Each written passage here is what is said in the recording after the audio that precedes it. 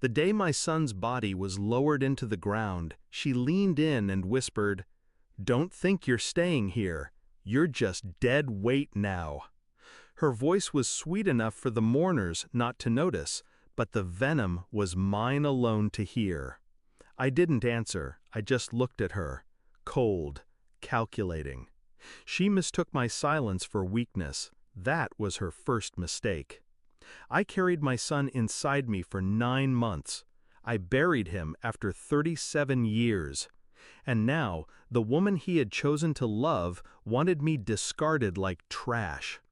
I remember when she first entered our lives. Bright smile, polite tone, always offering to help in the kitchen. I thought she was genuine. My son adored her. He defended her like a knight before his queen. "Mom, she's family now. Treat her like one of us." So I did. I opened my home, my heart. I even signed my name to joint accounts so she could feel trusted. I see now how blind that was. After his death, she changed overnight. Her words grew sharp, her eyes colder. She moved through the house like she owned every corner of it. My husband's chair? Hers. My son's study? She locked it.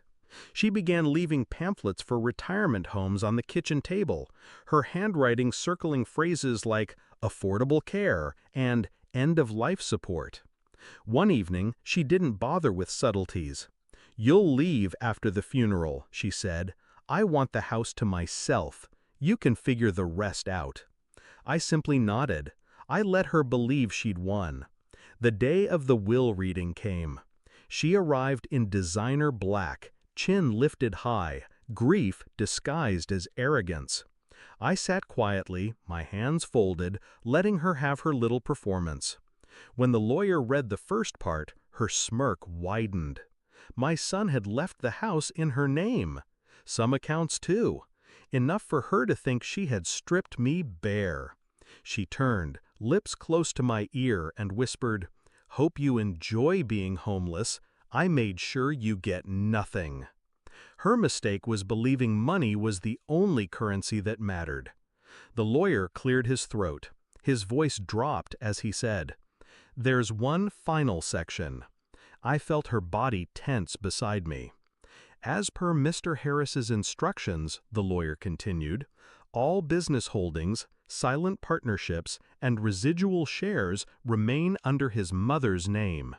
Net worth at the time of death, $48.6 million. Silence. I watched her smirk collapse, her skin drain pale. She blinked rapidly, her breath hitching. Then her body slumped forward, and for a moment I thought she'd fainted from shock. The lawyer didn't flinch, neither did I. My son was many things, smart, stubborn, occasionally reckless, but he was no fool. He knew his wife loved luxury more than loyalty. Months before his illness worsened, he transferred everything of substance to me. The house? Just a distraction. The accounts she thought mattered? Mere crumbs. He gave me the empire, and with it, the power. I didn't rub it in then. I didn't need to. She already saw the walls closing in. Her hands shook, her voice cracked as she tried to argue with the lawyer. He dismissed her with one raised brow and a reminder that her name appeared nowhere on the corporate papers. That night, she packed in silence. Her designer bag stuffed with clothes bought on my son's dime. She didn't look at me as she left, but I watched her go. I didn't stop her. I wanted her to feel that final humiliation, leaving the very house she thought she owned, carrying nothing but fabric and vanity. Revenge doesn't always require shouting.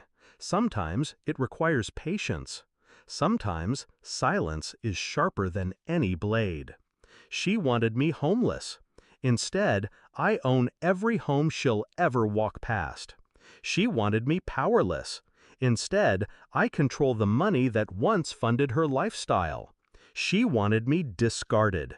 Instead, she's the one erased. Do I miss my son? Every day. The grief gnaws, but I've learned to live with it. What I don't carry is regret. He trusted me to protect what mattered, and I did. As for her, I imagine she tells people she left by choice, that she was too good for us.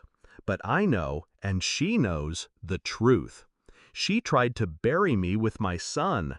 Instead, she buried herself. Power isn't inherited, it's revealed. And in the end, hers was an illusion. Mine was real, and that's why she fell.